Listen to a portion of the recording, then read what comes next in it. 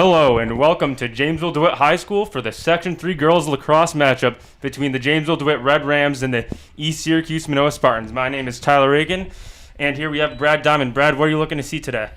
Well, it's this is going to be a great rematch in terms of years past. Two really tough teams. Both have, gotten their claws sharpened, and excited to see what happens. And as Brad just mentioned, it is the rematch of the 2019 sectional finals. Jamesville-DeWitt won that game. We are now going to be doing the introductions in the arena, and we'll be back to you in a few minutes.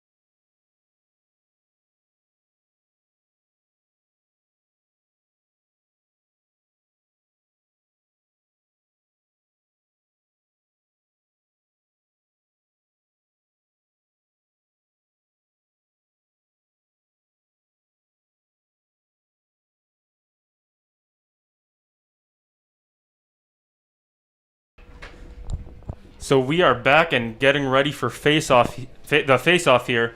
One thing to keep in mind, Jamesville-DeWitt dropped their first 4 games of the season, including a nail-biter 11-10 loss to Fulton.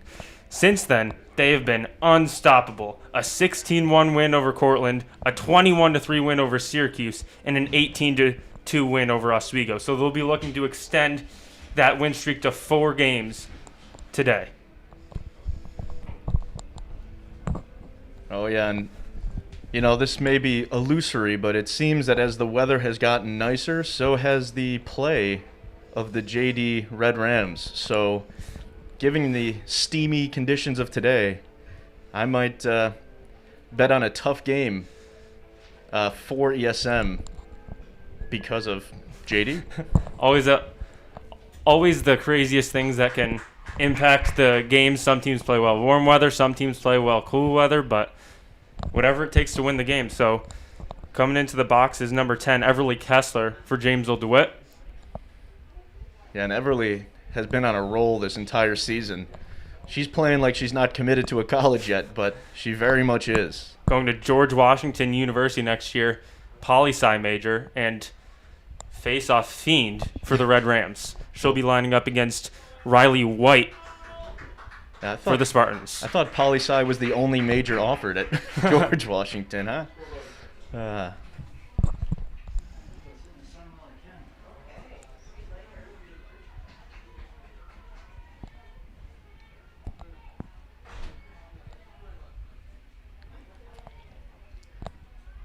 And it looks like they're ready for the draw.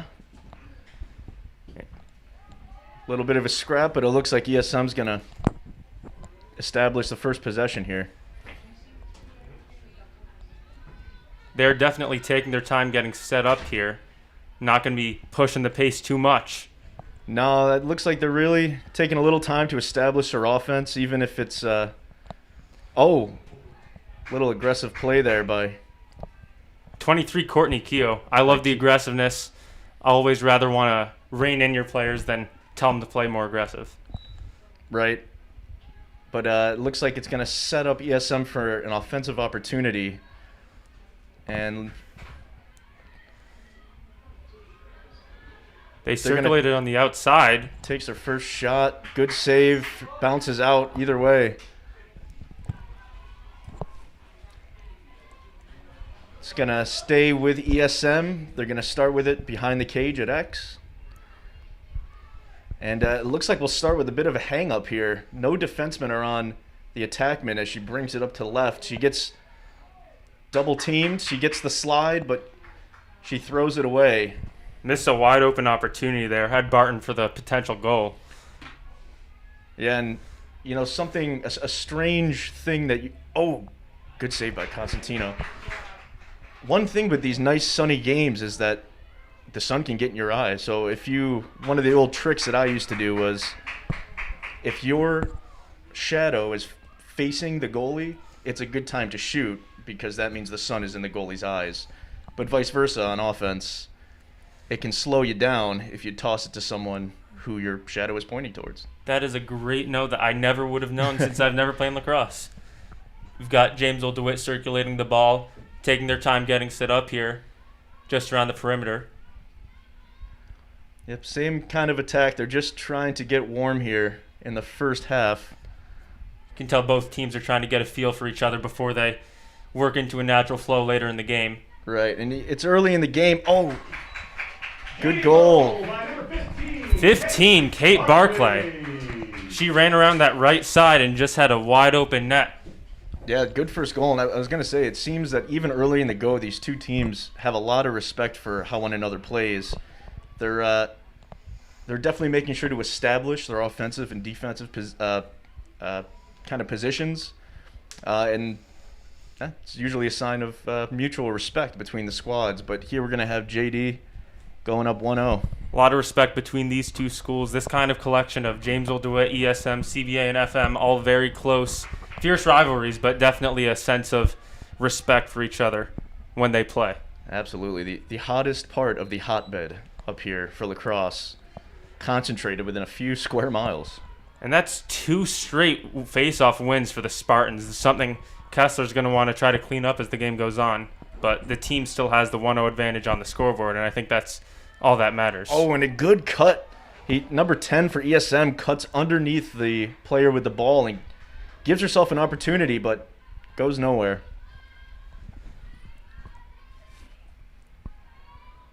And they'll take another go. It's a little crowded there in the middle. JD's defense is doing a good job right now, staying spread where they have to and pinching where they have to, playing kind of a variable defense depending on where the ball is. And that's beautiful hustle by 14 Sydney Ballatin. She pushed in between those two defenders and forced the ball to go out of bounds, let the defense set up again. Yeah, JD playing really tough defense right now. Maybe the toughest I've seen all year in terms of just getting on the stick and staying in front of the girl in front of them. And you can see it might be getting in the heads of ESM a little bit. They've been a little bit loosey-goosey with the possession of the ball. Like I just mentioned, a dangerous pass. But it looks like it'll stay ESM after a pushing infraction. Dangerous pass, but dangerous by Constantino taking a step out of the goal with the ball potentially ending up in ESM possession. But defense was very helpful to her right after that. I love it. Constantino fears nothing. So she is going to get right into the mix, and a weird popcorn shot. A bit of a curveball changeup, if you will. But Constantino gobbles it up. All we're missing is the gravy, right? Absolutely. I noticed.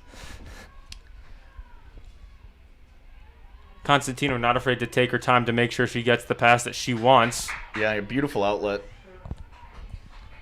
It's going to be Wilcox bringing it up, and she might even have numbers right here. The middle of the field, she'll slow it down. Probably a good decision. She did have Kessler cutting there if she wanted to play aggressive, but they'll set it up, and that worked for them last time. And they've been very disciplined in terms of getting their offense going and not taking impulsive passes or shots when they don't need to early on. A lot of hustle from the riding team of JD. Just trying to make the offense nervous. And, Orange forgets something and scooped up. Good ground ball. And we've seen Bort. We've seen that time and time again today. Just lots of drop balls by the Spartans. And who knows, it might just have something to do with the side of the field. Again, the sun is setting. Mm-hmm. There could be a glare. It's hard to tell, but this seems like uncharacteristic play from ESM so far. Another infraction there. The Rams will retain possession. Obviously, the sun likely playing a factor, but that aggressive defense we've seen off the bat from the Red Rams certainly plays a role as well. The sun excuse never flies with the coach. I can tell you that from firsthand experience. And a little bit of bobbling. It's going to stay. She's going to... She crashes that crease there. Makes the defense a little worried. McKenna thought about taking that shot. Yeah, the good recover from the ESM defense, however. And they're going to start back from square one, but same aggressive move. It was a good shot there by McKenna, just a little bit left of the goal. Now Kessler's going to have a go. Good look, a bit of a force to the middle, but it's going to stay in. You forget how much bigger the girls' lacrosse field is than the guys. Probably an extra 10, 15 yards wider, almost to the track itself. And the Jamesville-DeWitt team in practice makes sure that they get enough running in so that they have the energy to make it all the way up and down the field. I'm on the track team, and they might be running more than us during their practice. I don't think that's super unusual. I think we used to look at the track team with envy because, we were running till we would vomit a lot of the times. Sorry for the TMI, everyone out there, but... Kessler with a nice underhand, and they seem to be attacking the same location on the field to this point. I don't know if they're trying to single out a defenseman that they might think might not be able to hold up, or maybe it's coincidence, but there's been a clear pattern to their attack to the goal. Lowenguth is going to flip it back behind the goal. They're going to switch sides. McKenna ends up with it.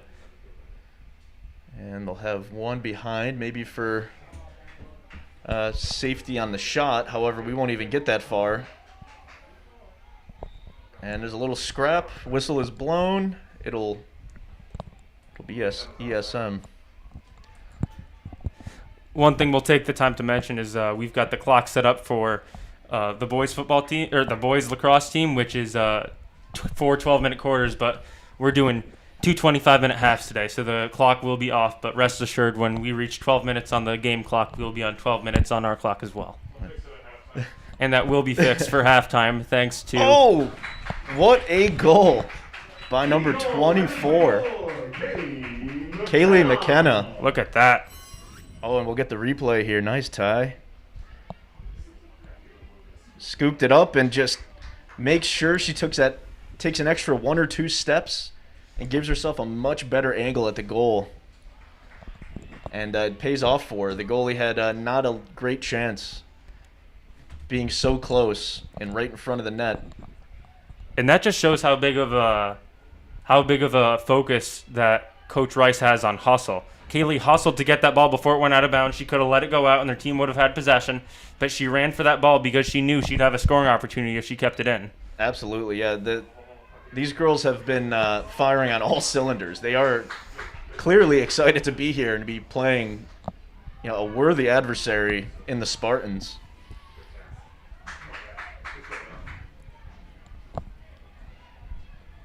I guess they must think that JD's like Athens.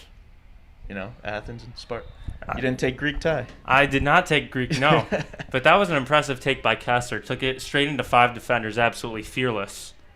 And we'll have a penalty shot here for Kessler. The goalie might be shaking in her boots. Kessler is just an animal out there when she gets the opportunity. She gets this. Oh, pipes out. Unlucky opportunity for Kessler there, but you can tell the defense is on their heels when they see her with the ball. Yeah, I mean, she is a wrecking ball on a bad day, and she seems to be having a pretty good day so far, so watch out.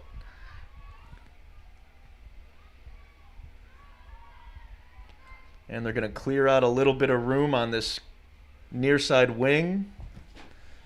They'll cycle back through on offense. You're seeing lots of cuts through the middle here, and JD waiting for that perfect pass or perfect shot. The off-ball offense from JD right now is exceptional, and it makes it incredibly hard for a defense just to keep your eye on everyone if you're constantly moving. It's very well orchestrated by JD, and they're getting the opportunities to prove it. So we've got another penalty shot coming up here. Oh, bit of a slow roller, but an errant pass. Ooh, careful with the stick there. Oh, man. That's definitely going to be a penalty there on number 2, Kate Wilcox. Came right over, almost a tomahawk chop over Juliana Barton. Yeah, and even the play before it, I was almost going to say it looked like a bit of a slashing motion. But either way, the infraction is noted for JD. ESM's back down here for the first time in a while, but they'll have an opportunity at a penalty shot. You saw Emma Beal just got pinched in between Churko and Ballatin. Yeah, the aggressive play of the defense. While they are getting penalized pretty heavily, it is very exciting defense to watch, but ESM sneaks one through there. Yeah, that's number 13, Emma Beal. Let's take another look. And Constantino's ready for it, but that was a nice little twister move. So what she did was she put her stick on one side, and by the time she shot, the ball was going in the opposite direction. What we affectionately call it a twister, at least in the men's game. Basically like a curveball in baseball, and it snuck by the batter there, so to speak. Constantino certainly a worthy adversary, just good defense, better offense, one of those types of situations. Right, and she took a great approach to the shot into the penalty opportunity, but you cannot save them all. As a goalie, you're lucky to save maybe 50% of the on-goal shots. Another draw right to ESM. And that's the 4th face-off and the 4th win for ESM. Yeah, JD's really got to lock that down because the face-off win is such a high indicator of final score. that even if JD has an advantage now, the biggest threat to that is going to be the possessions they have, which are determined by the draw. Could come back to bite them later in the game. You see they keep funneling the ball to number 2, Natalie Sturrock. She hasn't shot the ball yet, but she seems to be kind of a focal point for that offense. I think I played with a Sturrock from ESM in my college days. Nick Sturrock, maybe her brother. Talented defenseman, and I guess it runs in the family. There's a far shot from White there, and JD will push it right back down the field. Oh, good save by 14 Sydney Ballatin. Ballatin. Ball was almost going out, a little bit of an errant pass from Keogh. And they're kind of getting it upfield slowly but surely, and it looks like the offense will have a shot here. And they go right for it. Just a break to the left, right in front of the cage. And an infraction. I'm hearing a 3-second infraction, so that will give JD this opportunity. Kate Barclay is going to have a shot for a potentially quick and easy goal here. Oh, she pulls it out. Nice move. But we will be stopped, I think, potentially for the same infraction. And deja vu. Here we go again. Oh, good shot. A low bouncer. Ricochets off the keeper. Barclay stuck with it, and I think the Rams are going to retain possession here.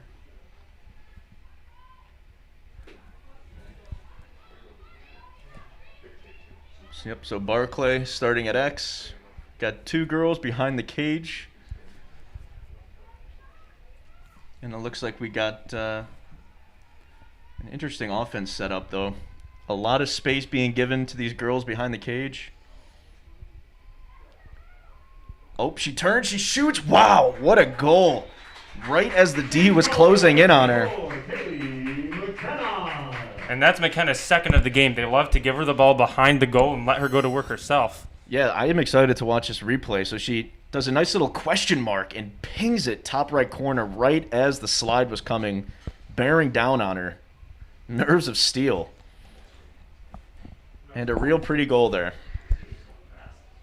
And what's just so impressive about that is that she knows exactly where she's aiming that ball down to the inch. She knew that she had very little space with that angle to hit the top right corner, and that's exactly where she shot it. Yeah, and I have a lot of confidence in her abilities, but I thought for a good moment there that she was going to get a little sandwich action and maybe lose the ball, but she was like an award-winning marksman on that situation.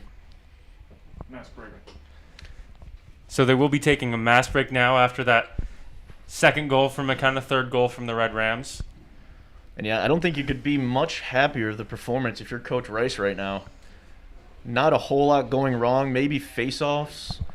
Maybe work on the penalties, but yeah, you really got to be a little picky choosy to try to knock the Red Rams' performance right now. Based off of how the game is going, I'm of the mindset that you don't mess with if your defense is in a good head spot, they know what they're doing, they're fine with it. I think you're going to be okay with a penalty here or there if you know they're hungry for it, and you don't want to get in their heads and make them hesitant at all. So I think she's going to be okay with a penalty here or there if they've been playing this dominantly all game. Absolutely, and it's kind of nice that the penalties can, I think, be used more strategically in girls lacrosse, whereas in men's lacrosse it's a distinct disadvantage to be penalized. But there's a little more wiggle room with the girls' game. So I say they keep doing what they're doing. And, ESM has not been ice cold either. They have had moments, a little bit of faltering from the offense. Otherwise, a pretty strong defense, just really good shots that have gone in for JD right now. Who are we? So we're going to have Lowenguth on the draw here for JD as opposed to Kessler. Maybe they can get momentum going a little bit, and yeah, Lowenguth 1-for-1 on the draw. That's the first the Red Rams have won all day. And maybe Kessler just her strategy might not match up well with the other person taking the draw for ESM, so they put in a fresh face, and she produced right away.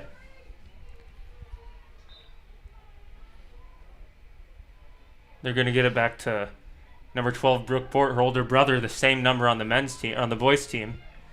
The Bort report. Yeah, both are very talented. Are they twins? They're not twins. No, she is only a sophomore. Freshman, Oh, sorry. that's She's right. a freshman. Bort is the freshman. That is. Oh, but she does have a twin. That's a little confusing. Yeah, so there's... Oh, my goodness. The leaner, the fallback J. Kessler might not have been hitting on those face-offs, but when she gets a chance on offense, look at this. Yeah, this was... And the ground ball was unbelievable, too. Falling back, that was just as good of an offensive play as you can imagine. Beautiful. Tough ground ball, great look, an amazing finish. The chemistry just seems to be clicking today for the Red Rams, and that's something that they're very happy to see. They're very hungry for a fourth win. Right, and if you've been following the season, such as we have, pretty closely, the chemistry was the biggest thing that might have been off early in the season, but that has been remedied, apparently, to the fullest extent. Is Lowenguth's here for her second draw. And unfortunately, she loses out on this one. Beal is going to bring the ball up very quickly between two defenders. And it looks like ESM's being very careful with the ball here. They're making sure the passes are not unnecessarily long, and they're giving themselves a lot of space once they have it. Hopefully to shake off a little bit of the early game rust in terms of the turnovers. Seems to be a big focus of theirs, just trying to fix that main struggle early in the game, because if they can hold on to the possession a little bit longer, it gives them more opportunities to score and takes away some of that momentum from the Rams. Yeah, it's almost like one step forward and two step back to this point. But if they can figure it out, they are going to cause a real problem for this JD defense. Right now, they've got someone hung up. Hildreth with the tough D. They're going to call a foul on Beal. Oh, so the foul will be a ward. So the offensive player was using their hand that was not on the stick to potentially push off, almost like a stiff arm. That was great defense there by number 13, Hildreth from the Rams. And now Wilcox going to be told to get up closer to the midfield line. And you were mentioning earlier the momentum piece and chemistry piece that the Rams have struggled with. They hadn't played since the 2019 season due to COVID canceling last year, and they're missing 3 All-State picks from 2019. All 3 of them graduated: Deeroff, Lux, and McLaughlin. So it's impressive that they've been able to pull it together after just 4 games together with this completely new unit. Right, and a lot of younger girls out here, freshmen and sophomore, that are playing integral role on the offense and defense, something you don't see a lot. And if they're clicking like this now, imagine when they're all seniors. It will be something to behold. Lowenguth here with a chance to attack. She's going to let it rip. Oh, possession's going to stay with JD. And this time they're going to give it to McKenna. And they are just attacking now. So JD started very methodical with their offense, and now they are just guns a-blazing. Any little opening they see, they are attacking. They're going to give it to McKenna behind the goal again. That's a scary spot for the Spartans. She scored 2 from that position already. Yeah, they have been attacking that spot vigorously. Oh, and a good catch and tight. Oh, good attempt and a good save all around there. That was a spectacular save from the Spartans. Anna James. And that's, I'm sure, I didn't see who was shooting that one, but I'm sure that they're going to wish they had it back because they were pirouetting through the defense there. Had a great opportunity, but lands in the goalie's stick. Oakley over to Beal. She's going to get a chance. Seems like she drew some contact inside. And that might have been a situation like you were saying that where it's beneficial to draw that penalty because she was going to have a wide open shot at the goal. Yeah, absolutely. And the sidewinder. Great save from McLaughlin. Constantino. McLaughlin's on the boys team, I think, now, right? McLaughlin's on the boys team, and his older sister was the all-state goalie from the Rams in 2019. Truly a family affair up here in JD. That's what happens when it's a small school. Everyone plays the same it's just the same thing. Another penalty shot here. She's going to pull it out, though. And it looks like they're going to call for an isolation. The girls in orange are going to fall back down to goal line extended. Giving it to number 1, Riley White. Ooh, and that was a good take. Flexible defense there by JD. We used to call that type of play a wumbo. I don't know why, but it's when a bunch of the players go goal line extended, and you basically leave an isolation for a midfielder. Barton snuck between 3 or 4 defenders and eventually just got tangled up. She ran out of room quick because the JD defenders just are not afraid to absolutely eat you up on the inside. Yeah, they are not giving an inch. And maybe it's from lessons learned in maybe the Baldwinsville game where the defense played against them was ferocious. Maybe they didn't like the pressure that was felt by that, and they're doing their own version. Seems like they just received another penalty, but they were able to force Barton to pop it several feet above the goal. So I'd say that's well worth it for them. And Constantino has been so rock solid. As you can tell, another save. That these infractions that lead to the penalty shots don't seem to be shaking the JD defense all that much. They know they can trust their goalie, Constantino, to make up for any sloppy mistakes they make on the inside or any intentional contact they make inside. Yeah, she is really like a good release valve for the pressure that might build up there right in front of the crease. Another thing about Constantino, we saw this earlier in the game. She's not afraid. She'll wait 20 seconds, 30 seconds, whatever it takes for her to get that perfect pass out of the goal. And that's another, well-developed strategy because in the high school game there is no shot clock. So what's the rush? Good look there. Great catch. Wilcox back to number 10, Kessler. Wow. Good play. Ballatin finishes it off. She was the one that took it coast to coast, and she was the one that got that final shot off. Well deserved. And as we mentioned in the past, a bit of a garbage goal. Garbage goal is a very complimentary term, despite the word garbage being in it. And Ballatin gets herself one. We're going to see a timeout here. I believe by the ESM Spartans. They probably need to take a breather. I mean, right. If I were JD, I wouldn't want to slow things down even for a moment. They are just striking with all the force they can. So, and that conditioning you see is coming back to help them.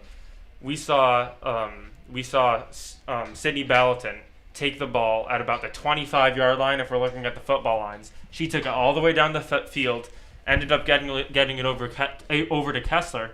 And she still had the energy to pick it up and get that garbage goal less than 10 seconds later. Yeah, that's huge. My old college coach, I don't really like the phrase, but he used to say, weak legs, weak mind. And that just kind of refers to when you get exhausted, your decision-making goes down, but being well-conditioned like these girls are, strong legs, strong minds, I would argue. Absolutely. So going into this timeout, let's take a look at the past few years for the Red Rams. In 2017, 2018, and 2019, they were league champions. In those same 3 years, they were also Section 3 champions. So a history of elite performances from the Red Rams, and they've lost so much talent, as we talked about, losing all 3 all-state picks. They completely missed the chance for those seniors last year to take advantage. So they're really going into this year with no one who played on the varsity team unless you were a sophomore or a freshman. Right. It's been trial by fire, but these girls have responded incredibly. I mean, really, you could see the talent was there.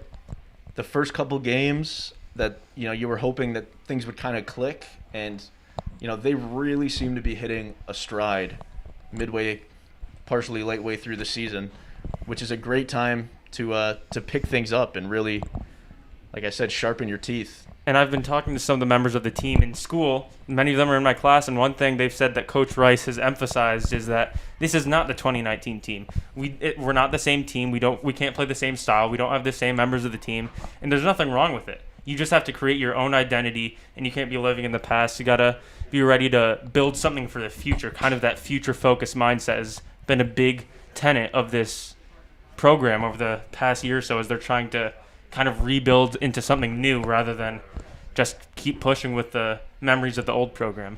Right, and it speaks to the lacrosse IQ of Coach Rice. Some coaches just try to force the same method down your throat over and over. Coach Rice seems to be very willing to be plastic and use what she can to her benefit.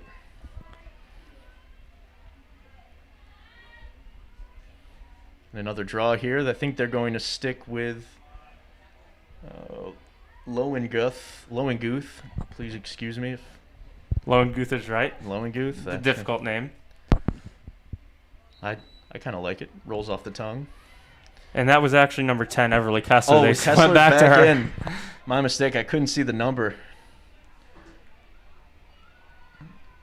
But she won it. That's 3 straight for the Red Rams, so they're getting a little bit of momentum on something they were struggling with early in the game as well. Right, and that's one of the things we said early on was that can they figure out kind of the small ticky-tacky details that have been holding them down, and they've been sealing all those up, and the scoreboard is reflecting it to this point. Kessler rushed towards the middle, and she's going to get an opportunity on that penalty line. She is just unafraid of using herself as a rag doll of sorts, but again, for the betterment of the offense. She rushes in and punches it in. Great job protecting the stick there. 2 or 3 defensemen right on her trail. And she kind of walked the dog a little bit there. Shoots it right around the keeper in orange. That'll be 6-1. Very aggressive but very patient. She went in knowing she wanted to go, but she didn't shoot right away. She drew in the defender, drew in the goalie, and then punched in the goal. Yeah, like no wasted movement, poetry in motion. And she'll be busy here taking another draw. That aggressiveness by the offense has been interesting to watch. And out of those penalty situations, I think it's been at least 8 or 9 now, they've only pulled back once. They've gone for the goal on every other opportunity, so they're not afraid to throw everything they've got at you. Yeah, you can really see the game plan kind of panning out as we get towards the end of this first half in terms of feeling out the defense, kind of seeing where vulnerabilities might be, and then just unrelentingly attacking those perceived vulnerabilities for the D. There's Belt, and she'll get it right up to Wilcox. And they're pushing the ball yet again. And I really like this 2-person game behind X that they get going. Seems to be very fruitful. And McKenna again in her favorite spot. She's gonna face dodge. She's gonna draw 2, leaving Kessler wide open, but the goal will not count. That's exactly what they wanted out of that too. McKenna drawing the defense, finding a wide open Kessler. And credit to the defense. They know that it has been tough there, so they slid early and they slid fast. And so far they've protected a goal, but Kessler puts it far pipe. Goal by number 10, Evelyn Kessler. Now, if I played this replay, you could convince me that this was the goal we just watched about a minute ago. I mean, almost the exact same situation. She did the same thing, and she didn't need to change it. Right? If it's not broke, don't fix it. Same thing with attacking from that the goal line extended that comes towards us, towards the camera. They have found their the weak points in the defense, so to speak, and they have not been letting up.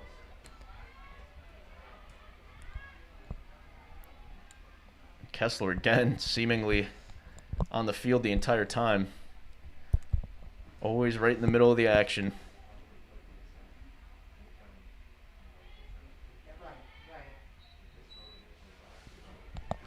And another one goes to JD.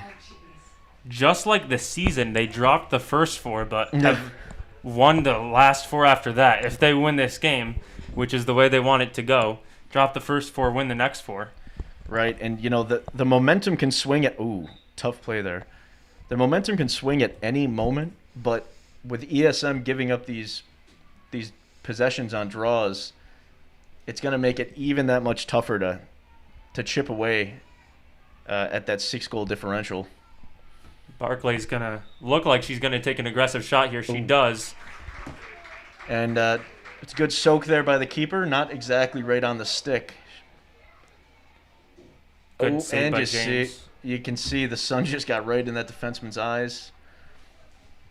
2 minutes remaining. And it'll go right back to the Red Rams. And that's something we should keep an eye out in the second half, is switching sides and maybe having a different perspective of the sun going to change how things work for these two teams, because it certainly seems like it's playing a factor right now for both of them. For sure. And the sun is setting too, which may kind of even things out. Oh, my goodness. Kessler with another great move.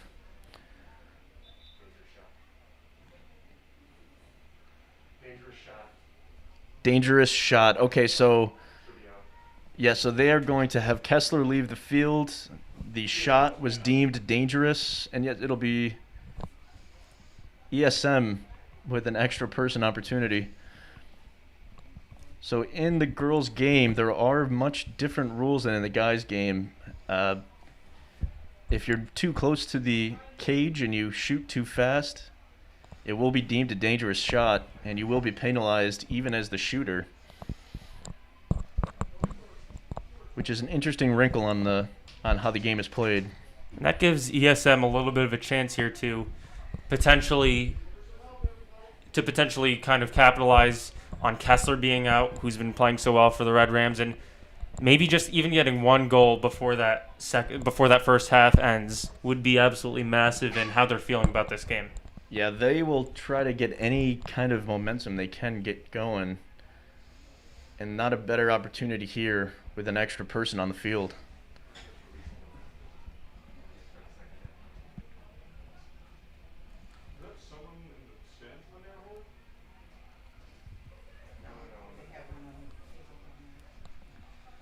So a brief delay here, followed by a clear opportunity for ESM. But they lose it again. Turnovers are really hurting the Spartans' offensive unit. That's Barclay with the ball all the way on the right side. She'll go behind the goal. Red Rams taking their time here, potentially maybe looking to end the half on a shot. Not give the Spartans another opportunity. Oh, she gets a step. She comes around. She pulls it back, but she's drawn 3 for ESM. And it kind of just seems like a magnet when she gets the ball in her stick. Well, you got it. Once you get a few goals in the first half, the defense has to start making adjustments to try to put a cap on that. And what that does is free up the other girls out there. So Valentin will pull it out and get it over to Bort. And Bort, she is going to pull it out, even though she might have had a step on her defenseman. With just 25 seconds here, it does seem as though the Red Rams are trying to hold for that last shot a little bit. Oh, my goodness. Valentin hits the circle button for the spin move. It's a great defensive play there by Stark for the Spartans. Still 10 seconds, though. And it's important that these girls recognize how much time is on the clock. And they will not take that final opportunity.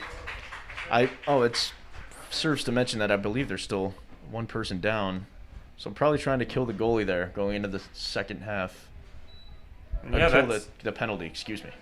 So that's the end of the first half. The Red Rams taking a massive 7-1 lead, looking to extend that winning streak to 4. We've seen great game from Kessler. We've seen a great game from McKenna and really all of the Red Rams. So we'll be looking to see if they're able to extend that lead and extend that streak as the second half goes on. We'll be right back in about 10 minutes. Do not go away. Welcome back, or we'll see you back with JDTV soon.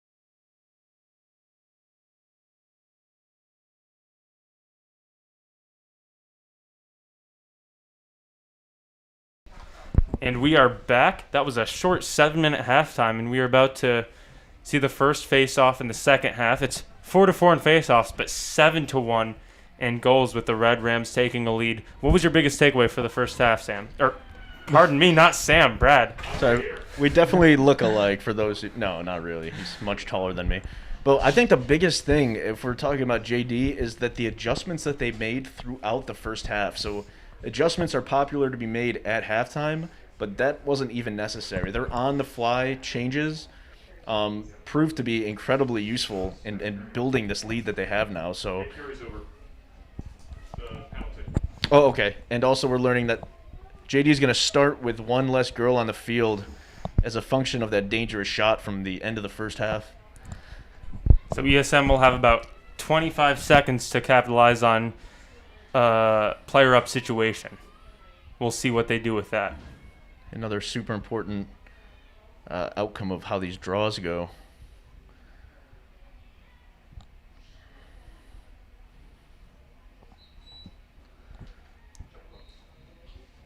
And possession will go to the Red Rams, so maybe more of the same that we saw to end the first half in terms of just running out this penalty.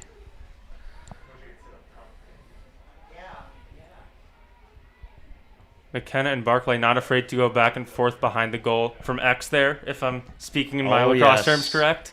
Yes, X usually denotes the area right behind the goal or cage, but you can also call the face-off draw area X. There's a few X's. It's a contextual. That's perfectly non-confusing. Well, lax. It's like, it almost sounds like taxes. Lax. Both are confusing, maybe? Maybe. Oh, we're all even now. So they are going to regain the player they've lost, and they have possession of the ball, which bodes well. And yeah, like you mentioned, the two girls behind cage, forgive me for not saying their names right away, but they have really anchored the offense for this game so far. McKenna and Barclay both doing a great job. And we'll see Bort. As I say it, Bort comes storming from the top of the key there.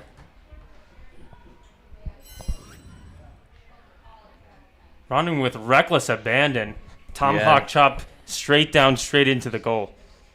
Yeah, another fearless moment, and you can see again, not quite like a twister type shot, but the head of her stick was facing the left side of the goal, and when the ball left, it was going to the right, confusing the keeper a little bit and finding some net. Already hard enough as a goalie to stop those quick, fast shots, but when they put that level of touch on it, it just becomes that much harder. Yeah, like black magic there. The physics take a seat.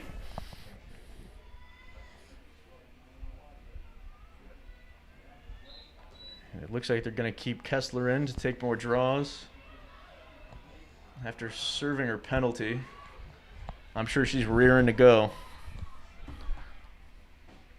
A little bit of slicing and dicing from ESM, and JD's defense for the first time all game looking a little bit lax in terms of not being ultra prepared on the defensive end. Constantina will have to be a brick wall here. And she's in a great position right now. Her goalie stance is great, but one slips by her.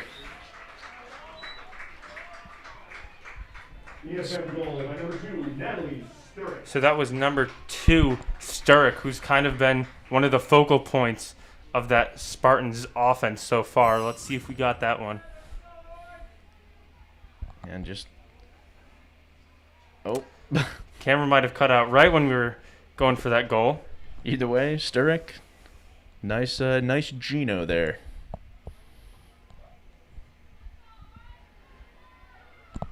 So the Spartans equalized that goal from the Rams that came at the beginning of this half, and they'll try to push forward a little bit more here. Maybe that goal will get their offense moving a little bit.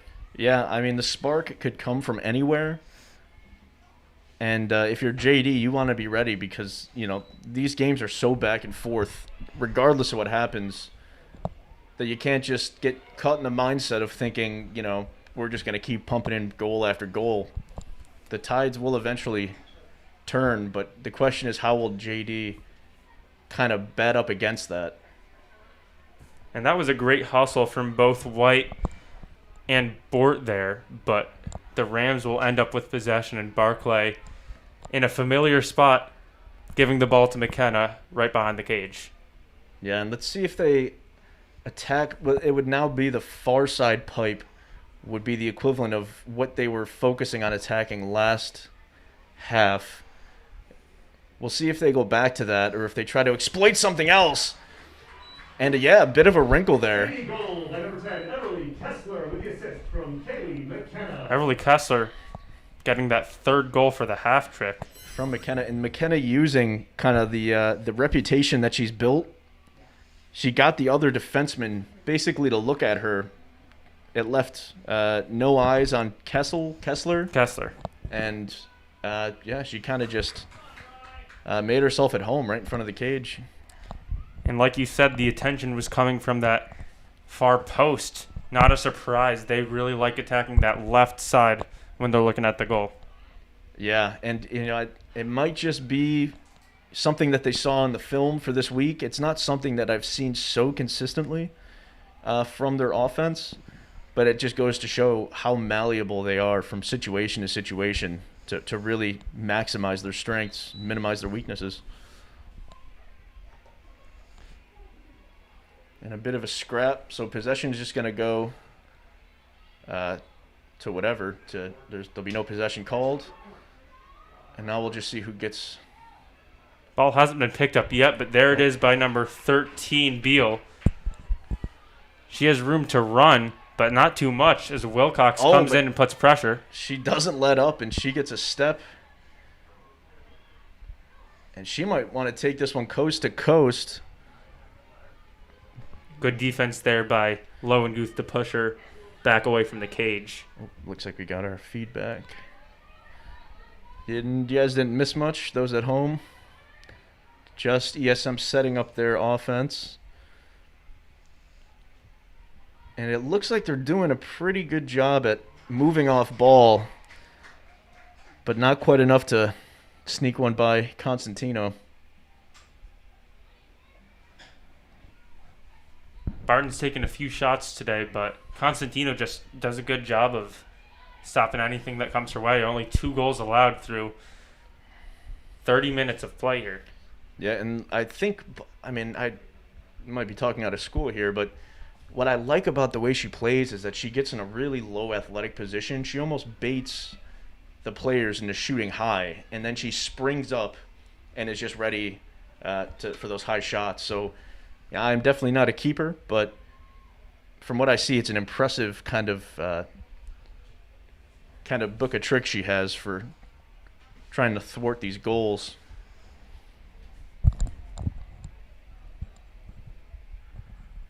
Might have been a timeout or something. Offside. Offsides called.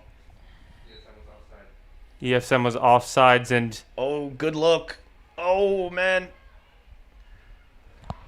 And after a bit of suspense, good perseverance there from Barclay. Had a pull back, and then third time's the charm. right, you almost wanted to say, like, yell at her, shoot, go. But it doesn't matter. So she takes her time. She even draws the keeper out of the cage and then basically just puts it right behind her. So great job capitalizing on that offsides call. Sydney Ballatin gave it right there to Barclay, and she, after a few fake shots, finally put it in. Call that move the heart attack. That's gets everyone gives everyone knots in their chest until she gets the goal.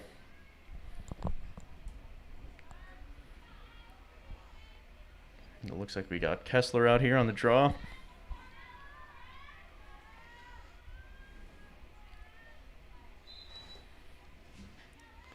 And oof, it goes right to Hildreth. 13, Lindsay Hildreth, yep. She bobbles it a little, but then now it's just Kessler running full bore right towards the goal. Great look, but Looks like be an infraction for shooting space. Yep. And wow, you would hate to be in front of Kessler when she is running at full steam like that. Let's see if she can do 3 times the charm. And wow, absolutely. She does such a good job of keeping the stick in front of her and out of the way of the defenseman. Like, it's just unbelievable. Just no one even has a shot at the ball, really. Just great protection of the stick. She nets her third at least. I believe that's 4 from her, but her third from that penalty position. Right. Yeah, 3 of the exact same kind of situational goals. And James in the goal there, this time I think a little bit different. Previously she had been staying back. This time she came up aggressively trying to kind of cut off that angle there from Kessler, but it wasn't enough because she just went around her then. She was able to adjust very quickly and very easily. Yeah, I mean, she must just have a ton of practice at taking penalty shots from that location because she does not give the defense the slightest opportunity to knock her off her path. Ooh, a little bit of shoulder action. Looks like Hildreth. Oh, Hildreth drew some And it might have been some kind contact. of Offensive penalty. yeah, maybe more of a warding again. Not that I'm totally sure, but And if it was, that would be the second one called on Beal today. and if you blinked, you might miss Kessler taking another go at the goal. She runs up and down the field faster than I can finish sentences saying how fast she's running up and down the field.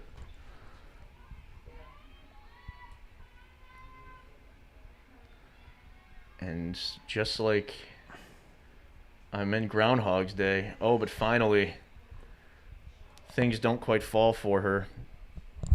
Well, she does take a spill, but the ball did not fall to the back of the net.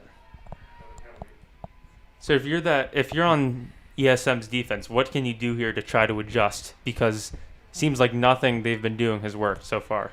Keep Kessler off of that. Oh, what? Are you kidding me?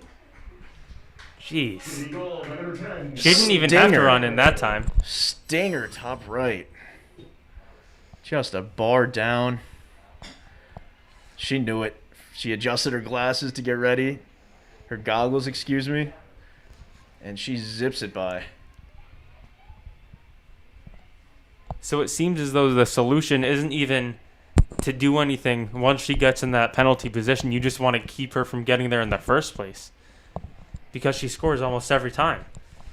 Yeah, I mean, what a threat. And it seems maybe McKenna. So McKenna drew a lot of the attention in the first half.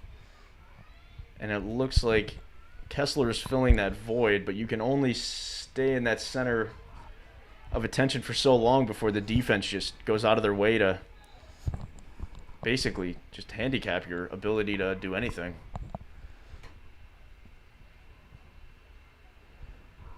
So Kessler got a bit sandwiched there. The Rams will retain possession.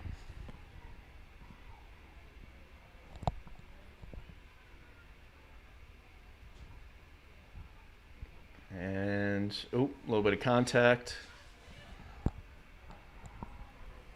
Kessler running up the field. She's the center of attention. She's still got room to work with as she kind of progresses up towards the goal. And, oh, almost a slow roller. It seems that the offense is clicking with or without her direct involvement in the play. That was a great shot attempt by sophomore Campbell Endries. Not able to capitalize. And Oh, and a nice move from 12 and Orange. Can she get out of this one, too? Looks like she will. And she's got a little bit of open space in front of her. She's probably got to be tempted to have a go. She pulls it out. feels like we haven't seen the Spartans with the ball much at all in the second half. No, this game has kind of gotten away from them so far. There's still a lot of time in this match, but oh, another good spin move and gobbled up by Constantino. It just seems as though a lot of these shots maybe in part because of the firm defense from the Rams, have just been very slow shots. When the Red Rams take a shot at the goal, they're firing it in, but when the Spartans are shooting, it just doesn't seem to have that same little bit of hot sauce on it. Yeah, I mean, I don't quite know the answer to that one, but it does. I do agree. It does seem like when the Red Rams are getting their hands free for a shot, they're getting, a little more juice on it. Could be anyone's guess, but we're hoping ESM kind of finds their stride, brings themselves back into this game a little bit if they can.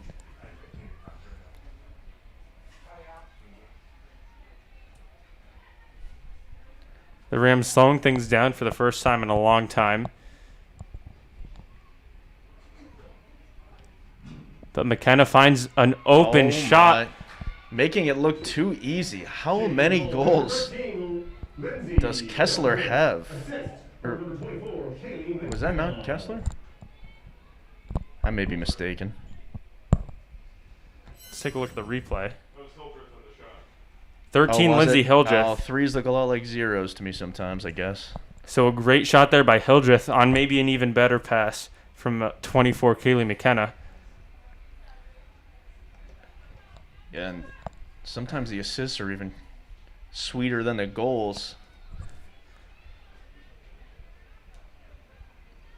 We're going to see 21, Teresa Grosso taking this face-off for the first time today. Little mixing and matching at the draw.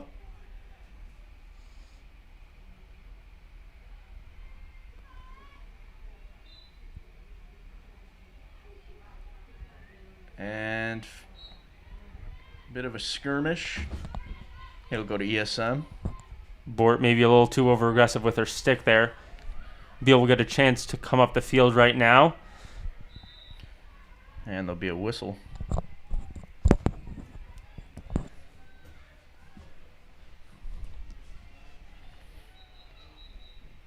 One quick note on the clock. The game clock is at about 13:15 right now. Once you reach a 10-goal advantage, the clock stops taking breaks. So we're a little behind, but we'll keep you updated, rest assured, as the game goes on.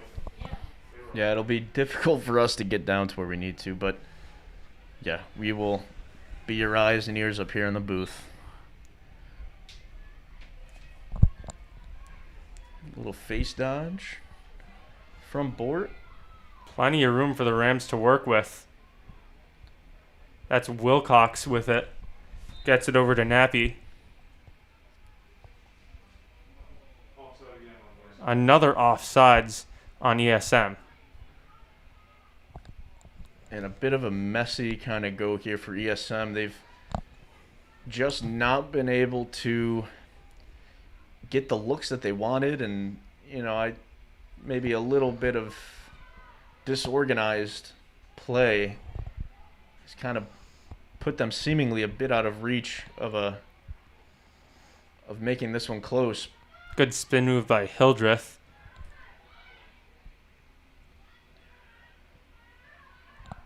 Wilcox is going to get it down to Evans. McKenna behind the goal, drawing 2 or 3 defenders at first. Oh, good question mark, and the goalie puts her stick right on it. Good play by both McKenna and the keeper for Orange. James, number 26, is in goal for the Spartans. She's been forced into a lot of bad situations today, but she's had some pretty spectacular saves here and there. She's given it all she can. The JD offense has just been rambunctious on the offensive side of the field. Wow, you really got all your Ram puns here for you today. Red Rams rambunctious. Was that even intentional? I don't think so. Maybe somewhere deep in the back of my mind. I think you said Rampage earlier today as well. That was pretty good. Dude, that's... Yes, I'm saying it with my chest, or as someone would call it, a diaphragm. Yeah. Red Rams have conquered the ramparts today. We could keep going with these ramologies, but But, you have to We Props to Sam Gelfand and Tim Keogh for some of these wonderful puns. You may not be able to hear them, but rest assured they are. We are hearing them in the background in the studio. So Evans will get it over to Nappy, I believe.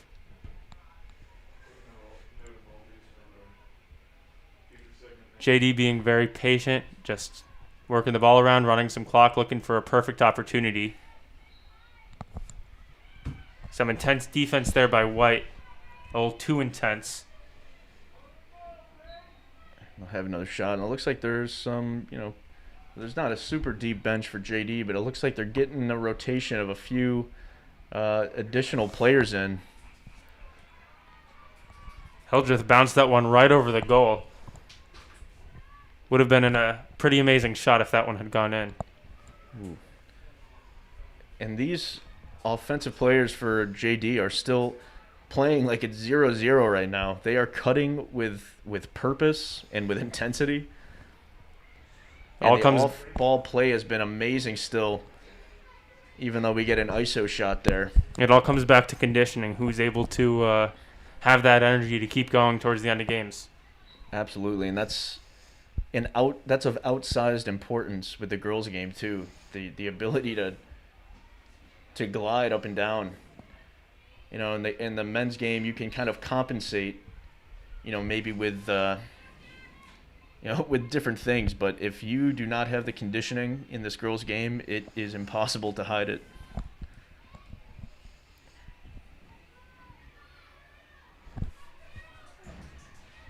Spartans seem to have some numbers, but offsides again.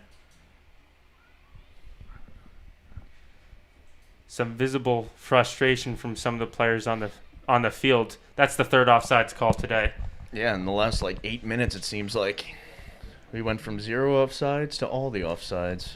I feel like 1 or 2 can happen just a sloppy accident, but once you get to 3, that might speak to potentially a greater issue that the coach needs to address next practice. Yeah, there's been a few follies by the CSM team in general, but JD has been ready to exploit whatever they can this whole game, just playing with a very high intelligence, and again, just conditions like I've never seen. So a winning combination. Oh, great save from James, I believe, in goal. Wilcox had a solid shot, but James right there able to scoop it up as it hit the ground.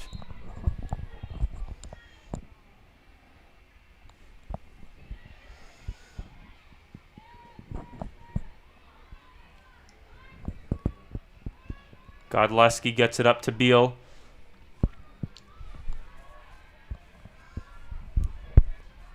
We'll see, there hasn't been an extended ESM possession in a little bit. I'm hoping they'll look to change it up, and a good move. Oh, good pass. Is she gonna? Oh. Spin move there by White. Yeah, she's going to shoot and miss, but they're going to get the backup.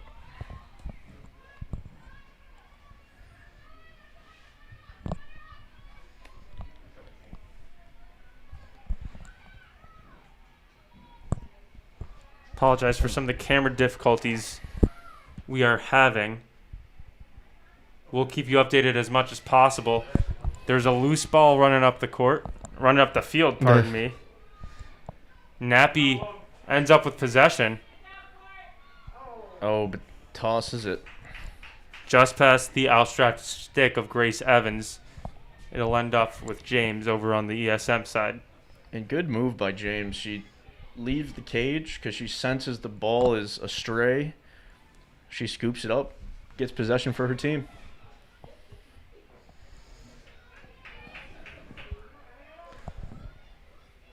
Bird weaving in and out through the defense, facing some pushback there from Bort.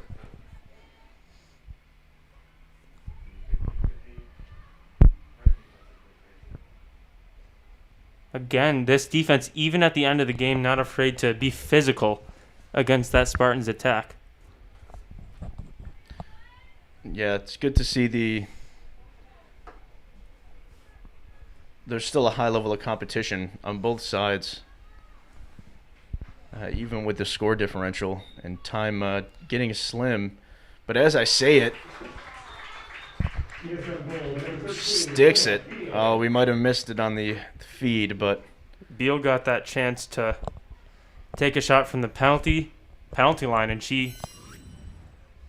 we missed it, but she was on that left side of the penalty line, ran straight in and hit that top right corner. yeah, good goal. Finally, a little bit of razzle dazzle from the orange, a little bit of juice from the orange. Hey. All right, we might have either a timeout or a mask break. Regardless, we're going to finally get caught up on that clock. 4:49. Don't let us forget it. But we're going to see less than 5 minutes now to go. 13-3. We saw there's still some life in that Spartans offense there with that last goal from Beal. I think we can safely say with 10 goals, 5 minutes left, the game is out of reach, but still a chance to kind of work on some motions on your offense, try to, take some learning opportunities and build upon what you started this game at. Yeah, right. I mean, they don't seem to be too discouraged despite how the goals are playing out. And we talked about this early on in the JD season, is that every game there's opportunities to learn, and JD fell a couple times pretty big to other squads, but they clearly have learned from each of those opportunities, and ESM has been a formidable squad for a long time now, and you'd like to think that even being down 10 with 4 minutes left, there's still a lot that can be learned, and even maybe a little something to boost the confidence.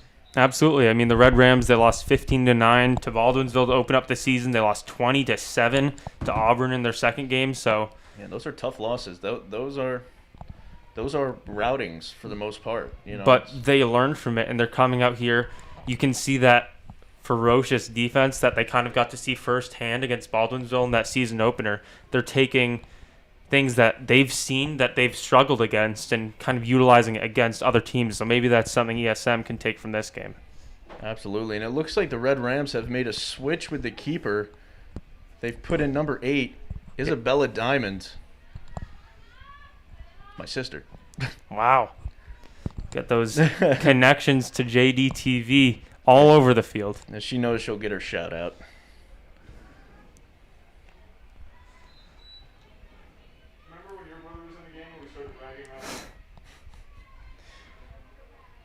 Looks like clean win there for White.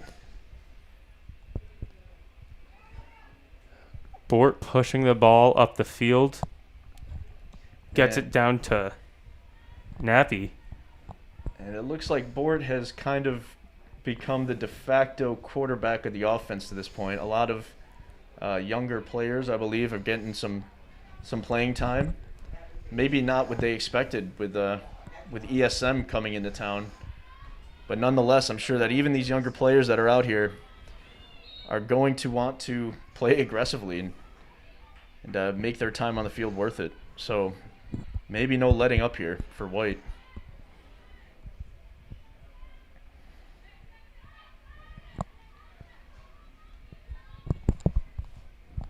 Down to under 4 minutes now. Ball hitting the ground yet again.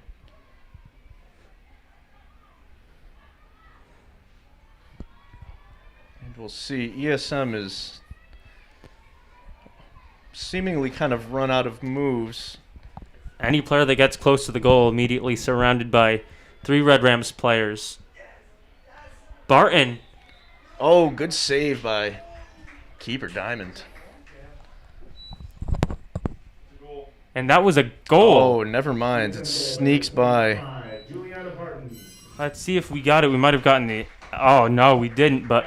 I think when the camera pulls too far But number 25, Barton from the Spartans popped in a shot. Ball ended up on the ground and ended up rolling right past the goal line. Yeah, that was a dribbler, but they all count. Might be something Brad goes home and talks to his sister about after today's game. Maybe she'll ask me to shoot some tennis balls at her or something. But that was more of an anomaly. I've yet to see a goal like that this season, so Yeah, more strange. unlucky than unskilled. Took a weird hop and nothing you can do about it. Bort gets a little bit of a shellac in there, but she's going to hold on to the ball for the squad. It's a big hit. Yeah, it looks like the young Bort is following in the footsteps of Kessler with just a disregard for her physical well-being. She'll lose control of it. Rams will still hold on to the ball. She's going to get a penalty shot. Let's see if she can emulate some of that Kessler magic here as well. I'm imagining she would like to. Oh, she pulls up. And maybe a good idea given the context of where we're at in the game. So I'd say a smart play by Bort. Knowing your surroundings, knowing what's going on in the game. No need to potentially give ESM the ball back when you can settle here for a bit. Yeah, good take, but ball comes off the lip a little sooner than it would have liked to. McKenna ends up with it. The quick stick right there. Was that number 14? 14, Ballatin. McKenna, almost like an alley-oop pass right in front of the goal to Ballatin. Yeah, and I cannot overstate how difficult that play is to complete with the sticks that the girls use. It's almost like a tennis racket. Imagine trying to catch and throw a tennis ball with a tennis racket. It really takes a super high level of skill. And that's also likely why you see the ball pop out a lot more in girls lacrosse compared to the guys game. They're just working with a much more difficult stick. Yeah, the specifications of it, it's tough to even play around with. In a competitive situation, it takes a tremendous amount of skill to make it look as easy as a lot of these Rams do. Oh, and good defense by Dady.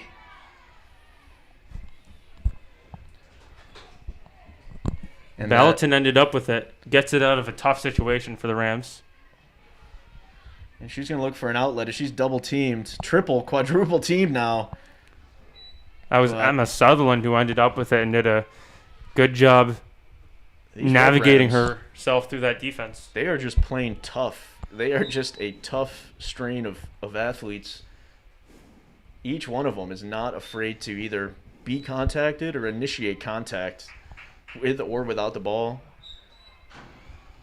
It's got to be hellacious for the other team to deal with these Red Rams.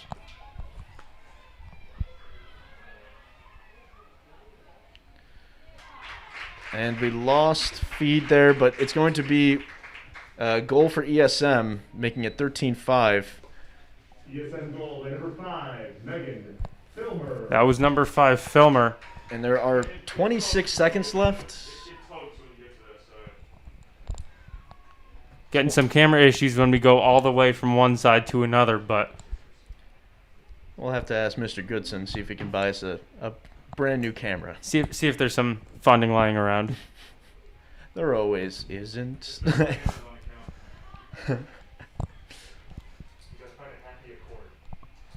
All right, and potentially the final draw of the game here, and it will. It looked like it was going to go to JD early. And yes, JD ends up with it. Grosso pushing And towards the goal I a believe bit. the call is to probably hold on to it and I would just think so. secure this victory. 8 goals will probably be the final differential. And there we go. The final whistle blows, And after losing their 4 first games, the Red Rams win their 4th in a row, bringing their record to 4-4, and in dominating fashion. Only an 8-goal lead at the end, but if you were watching this game, the Red Rams controlled the pace, the tempo. They controlled every aspect of this game. Yeah, the Red Rams were in a dogfight mentality, just not giving up an inch to a talented ESM team, but maybe just not coming with the same just unbelievable intensity that we saw from the Red Rams here today. So make sure to come back on Thursday. We've got another lacrosse game that we would love to see you for at 7 o'clock. So make sure to always tune in to JD TV. Thank you for coming tonight. And as always, go JD.